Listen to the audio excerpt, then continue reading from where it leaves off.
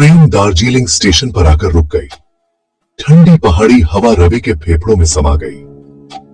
अरुण मुस्कुरा रहा था, पहले से ही पिक्चरें ले रहा था। उन्होंने महीनों से इस वेकेशन का सपना देखा था। शहर की भागम भाग से दूर हिमालय की गोद में कुछ सुकून के पल। उन्हें क्या पता था कि उनकी ये ट्रिप जल्द ही एक अलग ही मोड़ ले लेगी। हवा में एक राज छुपा था। पहाड़ भूली हुई कहानियों की फुसफुसाहट कर रहे थे। देखिए जगह रवि, बिल्कुल वैसी ही जैसे हमने थिंकिंग था। वे रंग बिरंगे फूलों से सजे एक आरामदायक गेस्ट हाउस में आराम से बैठ गए। चारों तरफ दार्जिलिंग चाय की खुशबू फैली हुई थी। अरुण घूमने के लिए उतावला हो रहा था। रवि को सिहरन हुई। कुछ तो गड़बड़ थी। उसे यह एहसास नहीं हो रहा था कि अनदेखी निगाहें उनकी हरकतों पर नजर रखे हुए हैं। चलिए। अगली सुबह एक चिट्ठी आई जो रवि के नाम थी। यह चिट्ठी एक लंबे समय से खोए हुए दोस्त की तरह थी जो अचानक से वापस आ गया हो। यह उनके एक पुराने पारिवारिक मित्र डॉ निहार सेन का था, जो एक प्रसिद्ध इतिहासकार थे। डॉ सेन का नाम सुनते ही रवि के मन में पुरानी यादें ताजा हो गईं।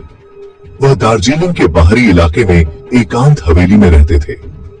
यह हवेली अपने आप में एक रहस्य थी जो पहाड़ियों के बीच छिपी हुई थी। उनके पत्र में एक अनमोल कलाकृति का जिक्र था, जेड फीनिक्स।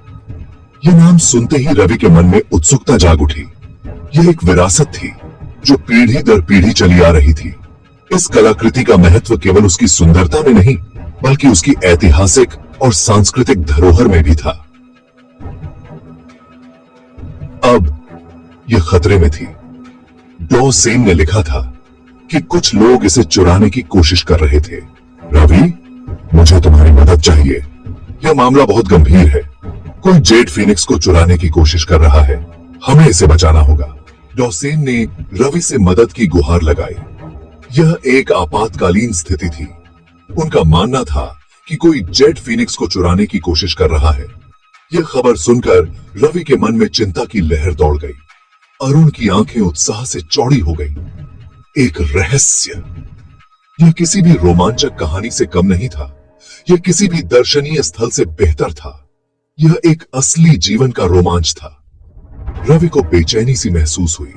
उसे समझ नहीं आ रहा था कि वह इस स्थिति से कैसे निपटेगा। वह जानता था कि उनकी शांतिपूर्ण छुट्टियां सुबह की धुंध की तरह गायब हो गई थीं। अब उसे एक नई चुनौती का सामना करना था। यह तो कमाल हो गया रवि। यह एक अद्भुत अवसर है। हमें डॉ सेन की मदद करनी होगी। यह हमारी जिम्मेदारी है कि हम इस अनमोल धरोहर को सुरक्षित रखें। वे डॉ सेन की हवेली पर पहुंचे तो तूफान आ गया था।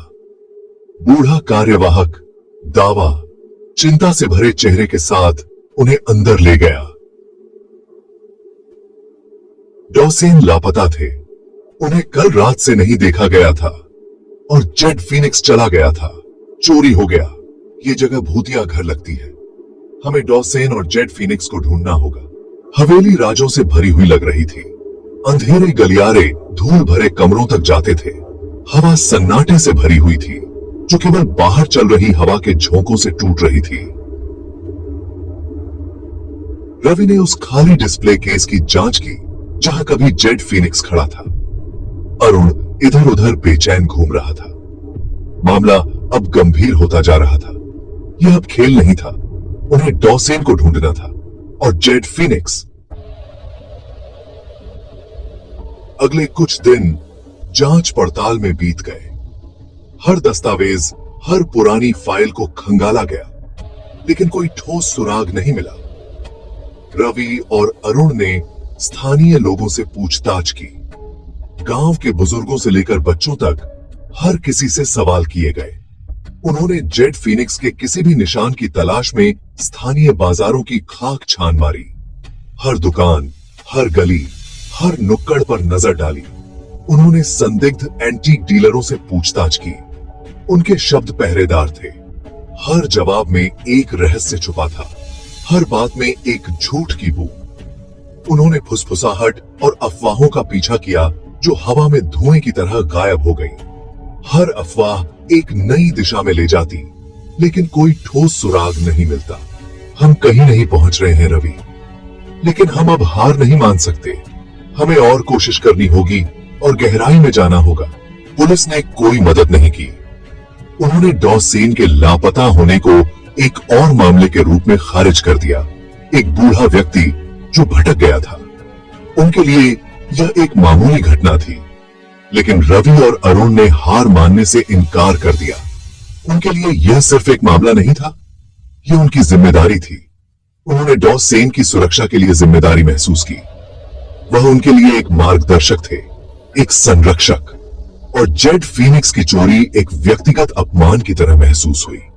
यह सिर्फ एक कलाकृति नहीं थी, यह उनकी संस्कृति का प्रतीक था। हम उन्हें ढूंढ लेंगे रवि, और हम उस कलाकृति को वापस पा लेंगे। यह हमारी प्रतिज्ञा है। दृढ़ निश्चयी होकर वे आगे बढ़े, यह जानते हुए कि पहाड़ियों में छाया उन उत्तरों को छुपाए हुए हैं जिनकी उन्हें तलाश थी। हर कदम के साथ उनका संकल्प और मजबूत होता गया। दार्जिलिंग के बीचों बीच एक पुराने इतिहासकार ने उनकी कहानी को गौर से सुना। उन्होंने एक प्राचीन कथा सुनाई। जेड फीनिक्स, उन्होंने कहा, सिर्फ एक खूबसूरत कलाकृति नहीं थी। माना जाता था कि यह श्रापित है। इसने जिसके पास भी रहा उस पर दुर्भाग्य लाया। रवि ने उपहास किया, श्राप? यह तो 21वीं सदी थी। हालांकि अरुण मंत्रमुग्ध था। वह हर शब्द पर टिका रहा। उसकी कल्पना बेकाबू हो रही थी। इतिहासकार ने उन्हें सावधान रहने की चेतावनी दी। कुछ राज, उन्होंने कहा, दबे रहना ही बेहतर है। उनकी जांच ने उन्हें सुरागों के निशान का पीछा करते हुए पहाड़ों में गहराई तक पहुंचा दिया।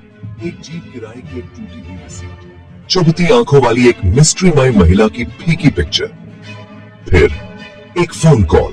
सुदीप, चाय बागान से उनका हंसमुख गाइड का अपहरण कर लिया गया था। किडनैप्ड कर्ताओं ने एक संदेश छोड़ा। वे सुदीप की सकुशल वापसी के बदले में जेड फीनिक्स चाहते थे। रवि के अंदर दहशत दौड़ गई। यह अब कोई खेल नहीं था।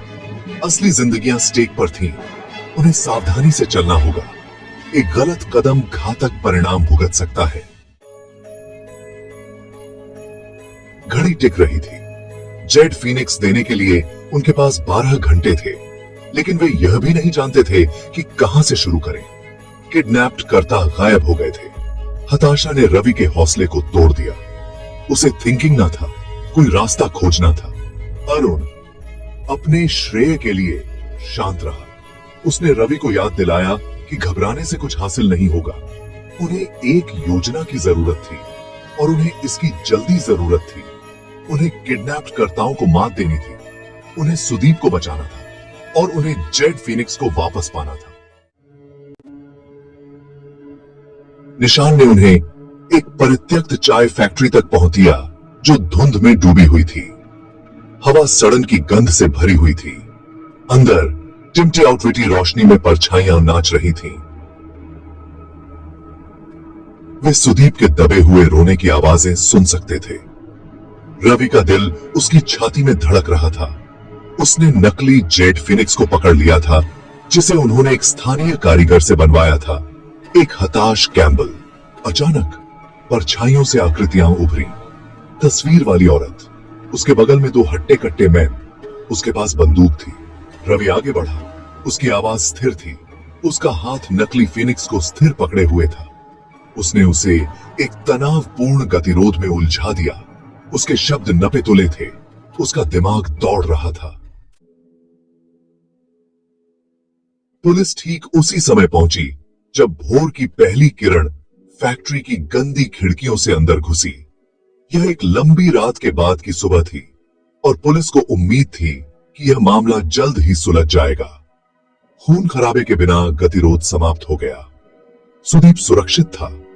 पुलिस ने बड़ी सावधानी से उसे बाहर निकाला, यह सुनिश्चित करते हुए कि कोई और नुकसान न हो। महिला और उसके साथियों को गिरफ्तार कर लिया गया।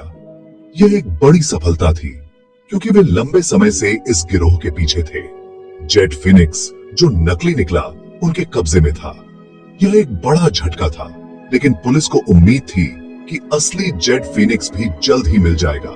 असली वाला उन्होंने स्वीकार किया, पहले ही देश के बाहर जा चुका था। यह एक अंतर्राष्ट्रीय तस्करी का मामला बन गया था और पुलिस को अब विदेशों में भी अपनी जांच जारी रखनी थी। बाद में दिल्ली वापस रवि को एक फोन आया।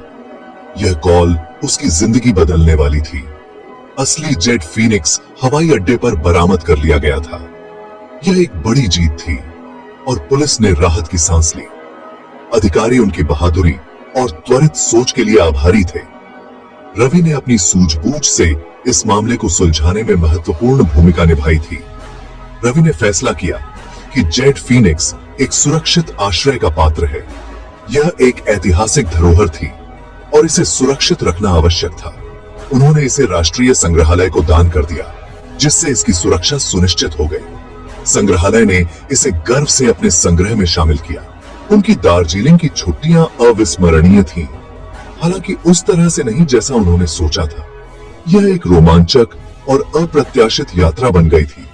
जब वे अपने सांसारिक शहर के जीवन में वापस अपनी दार्जिलिंग चाय की चुस्की ले रहे थे, तो वे एक बात निश्चित रूप से जानते थे। यह अनुभव उन्हें हमेशा याद रहेगा। पहाड़ों ने राज छुपाए थे और उन रहस्यों ने उन्हें एक नई दृष्टि दी थी और उन्होंने रोमांच का स्वाद चखा था। यह एक ऐसा अनुभव था जिसे वे कभी नहीं भूलेंगे और यह उनकी दोस्ती को और भी मजबूत बना गया।